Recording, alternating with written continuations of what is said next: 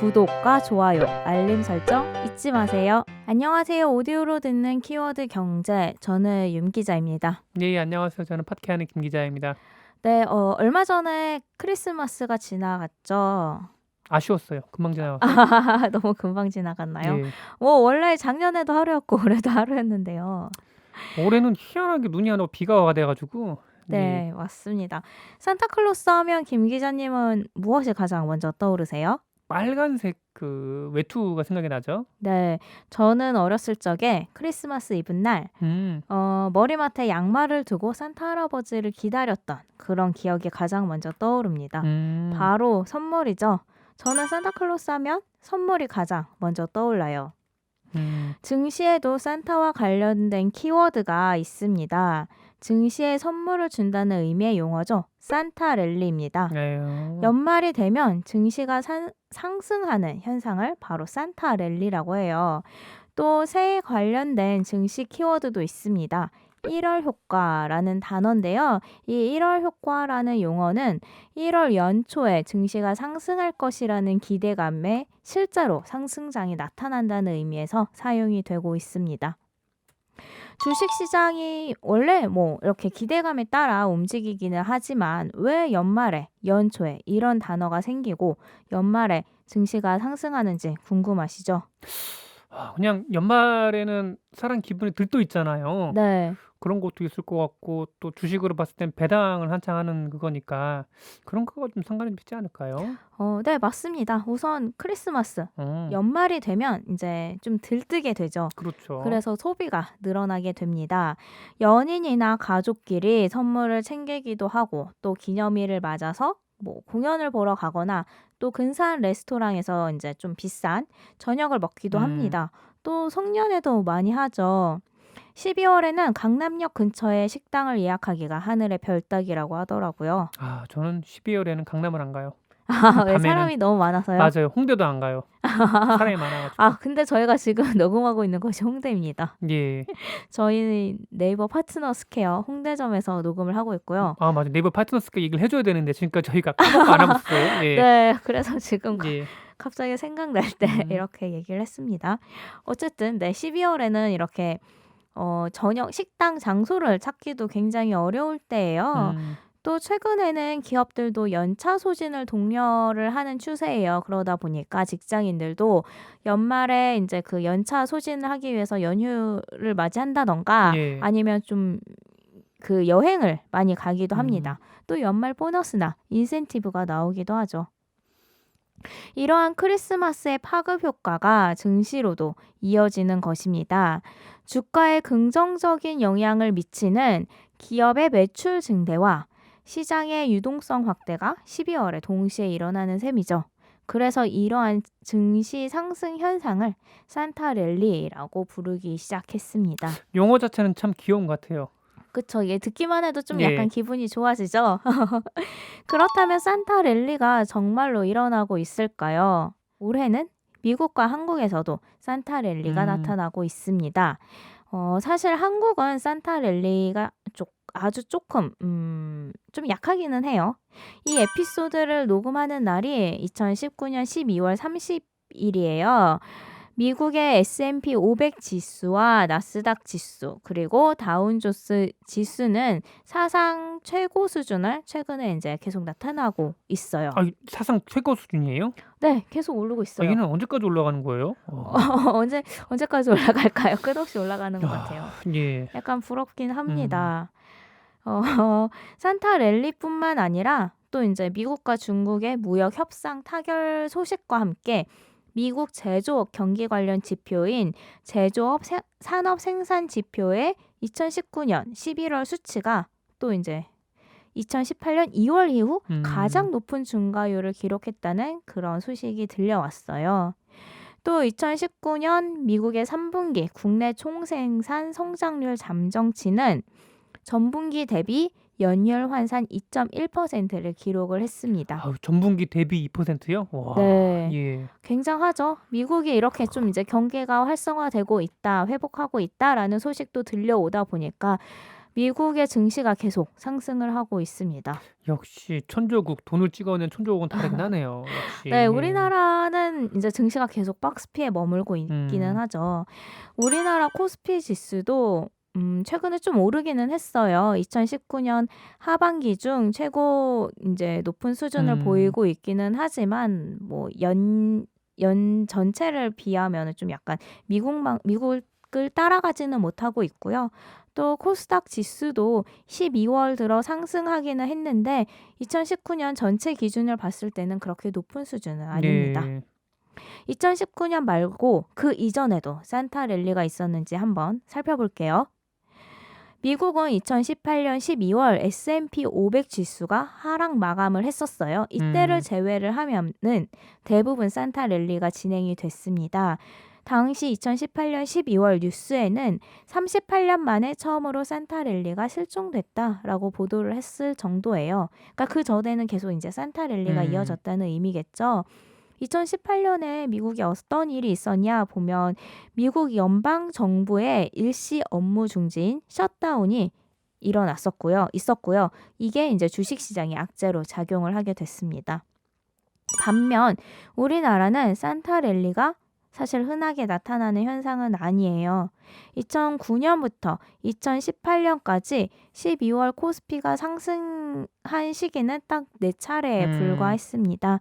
그리고 코스닥의 경우 상승했을 때가 5차례였어요. 그냥 뭐 평상시랑 다를 바가 없다라고 봐야 되겠네요. 이건. 그쵸. 뭐 예. 특별하게 산타 랠리라고 부르기는 좀 약간 좀 그렇죠. 우리나라에 왜 산타 랠리가 적용이 되지 않는 걸까요? 우리나라에서 대주주 요건 회피 매도세가 12월에 몰리기 때문이라고 합니다. 대주주 요건 회피 매도세. 아유, 말 어렵네요. 네, 이게 설명을 좀 드리면 우리나라 현재 세법상 코스피 상장사의 지분 1% 이상 그리고 코스닥 상장사의 지분 2% 이상을 보유하고 있거나 보유 주식의 시가총액이 15억 원 이상이면 대주주로 분류가 되어요. 대주주가 되는 기준 날짜가 바로 12월 30일이에요. 그러니까 대주주 요건을 피하고 싶으면 뭐 11월까지 계속 주식을 보유하고 있다가 12월 30일이 되기 전에 이제 매도를 하면 되는 겁니다. 그렇다 보니까 이제 좀 대주주 요건을 피하고 싶어 하는 자산가들이 이때를 맞춰서 좀 12월에 많이 매도를 하겠죠. 이러다 보니까 뭐 주식 시장에는 매도 물량이 매수 물량보다 많으면 하락을 하게 되잖아요. 그렇죠. 이런 영향이 있습니다. 그러면 왜 대주주 요건을 피하려고 하는 걸까요?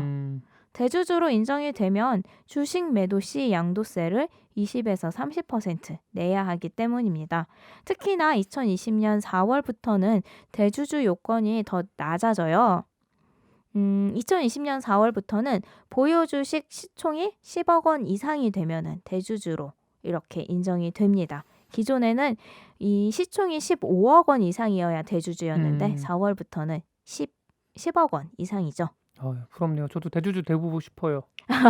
저도 대주주가 되고 되고 싶어요. 싶습니다. 사실 저와는 상관없는 이야기이기 저도 때문에. 배당이란 걸 받아서 맛있는 거 한 사 먹어보고 싶어요. 네, 저희의 꿈이죠. 네.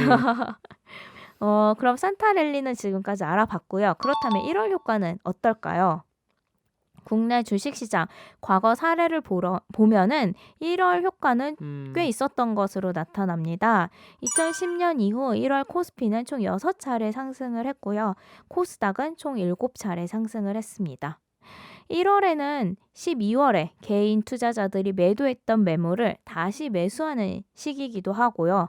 또 연초 국가에서 경제 정책이 나오면서 경제 활성화에 대한 기대감이 좀 나타나겠죠. 특히나 2020년 1월에는 반도체 등 글로벌 제조업 경기의 회복세와 기업들의 실적 개선 기대감이 함께 나타나면서 내년에 주식시장에 1월 효과가 나타날 것이다 라는 이렇게 전망이 좀 많이 나오기는 해요. 산타 랠리와 반대로 미국의 주식시장은 1월에는 랠리가 지속되기는 쉽지 않을 것이라는 이런 전망이 나옵니다. 미국 주식에 좀 투자하려고 이렇게 계획을 하셨던 분들은 참고하셔야 될 것 같아요.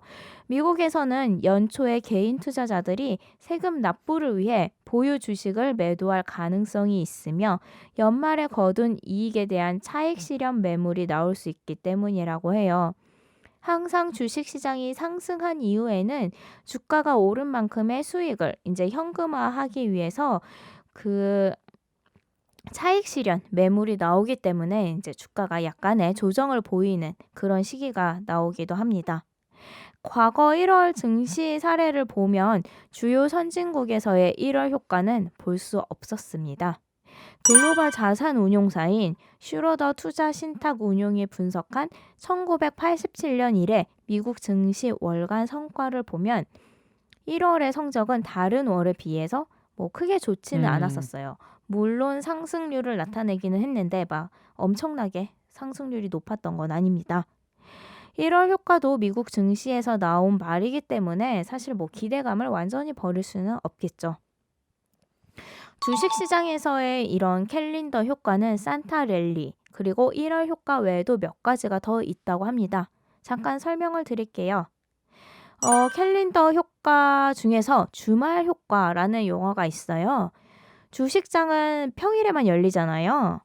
이제 주말에는 열리지 않습니다. 그렇다 보니까 금요일 장 마감 이후에 주말에 나온 기업의 부정적인 소식은 실시간으로 주식시장에 반영이 되기가 어려워요. 그러다 보니까 주식 투자자들은 이게 나쁜 소식이 나오면 사실 매도를 하고 싶잖아요. 그쵸. 이거를 계속 이제 주말에 계속 참고 있다가 월요일 날 장이 열리자마자 바로 이거를 매도를 하게 됩니다. 이러다 보니까 월요일에 주가 상승률이 낮아지는 효과가 있습니다. 또 서머 랠리라는 이제 용어가 있는데요. 6월부터 7월까지 여름 휴가철에 주식 시장이 상승하는 현상을 말합니다.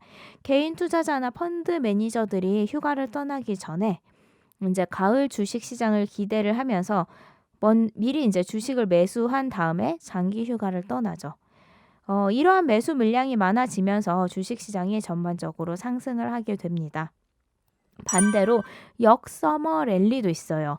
가을에 경기나 주식 시장이 좋지 않을 것으로 예상을 해서 휴가를 떠나기 전 주식을 매도하고 휴가를 가는 거를 이야기합니다. 이러한 매도 물량이 쌓여서 전체 주식 시장을 하락세로 끌어내릴 수도 있어요.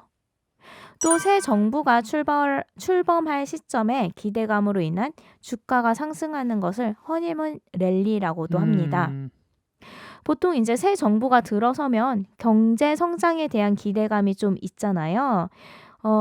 경제 성장을 위한 정책을 펼칠 것이라는 이러한 기대감이 있고 또 사회가 안정적으로 이제 유지가 될 것이다라는 이런 기대감이 동시에 주식시장에 작용하는 겁니다. 미국에서 도널드 트럼프 대통령이 취임했을 때도 미국 증시가 활황을 띄웠었잖아요. 아마 기억하실 겁니다. 예, 맞아요. 네. 대부분의 정부는 출범 초기에 경제 성장을 주요 목표로 내세우기도 하죠. 주식시장은 국내외 경제 상황과 기업의 실적 등 이성적인 요인과 결과를 통해서도 움직이지만 사실 사람이 판단을 내리는 거기 때문에 이제 이성적으로 해석되지 않을 때도 많습니다. 그런 것 같아요. 상당히 그 심리적인 요인에 많이 좌우되네요, 이게요. 그렇죠. 이런 예. 캘린더 효과가 있다는 사실만 봐도 이게 좀 심리적인 음. 영향이 많이 있다고 볼 수 있을 것 같아요. 그런데 이 용어는 사실 참고사항일 뿐이지 항상 맞는 것은 아닙니다. 뭐 이거를 이제 뭐 법칙으로 생각을 해서 항상 이거에 따라서 투자를 하시면 안 되겠고요. 또 대부분 이러한 용어는 미국 주식 시장을 중심으로 만들어졌기 때문에 국내 주식 시장과는 또 다른 모습을 나타내기도 해요. 2020년 재테크 계획을 세우셨는지 모르겠지만 항상 주식시장에서 나오는 소식과 뉴스, 이론들을 그대로 믿기보다는 의심의 눈초리로 자신만의 분석을 통해서 결정을 하시는 것이 좋습니다. 다양한 이론과 해석들도 증권사, 언론사, 펀드사 등 다양한 기관들이 자신들의 이익에 조금 더 부합이 되도록 발표하는 경우가 많기 때문이에요. 그렇죠. 한 예로 애널리스트들이 그 보면은 매수는 많은데 매도는 거의 안 하잖아요. 거의 전 본 그쵸. 적이 없는 것 같아요, 매도는. 지금까진 봤는데. 네, 맞아요. 그렇기 때문에 경제와 재테크, 경기를 바라보는 자신만의 눈을 키우는 게 사실 음. 굉장히 중요해요. 너무 인제 그 애널리스트, 리포터를 믿는 것도 좀 약간 조심하셔야 되고요. 참고는 하시되. 예. 네. 참고는 하시되 이렇게 그들의 분석을 믿긴 믿되 음음. 이거를 뭐 투자를 할지 매도를 할지 매수를 할지의 결정은 본인의 네. 선택으로 하셔야 합니다. 이렇게 인제 경제를 바라보는, 경기를 바라보는 자신만의 눈을, 시각을 키울 수 있도록 저희 2020년에도 저희 오디오로 듣는 키워드 경제 유캐스트가 여러분들과 함께 할 수 있도록 예. 항상 노력을 하겠습니다. 마지막은 홍보 멘트로 끝나네요. 만약 유튜브를 통해 이번 에피소드를 보고 계시다면 좋아요와 구독 그리고 알림 설정 부탁드립니다. 오늘도 들어주셔서 감사합니다. 예. 감사합니다. 경제 이슈와 상식이 궁금하시다면 경제 유캐스트 오디오로 듣는 키워드 경제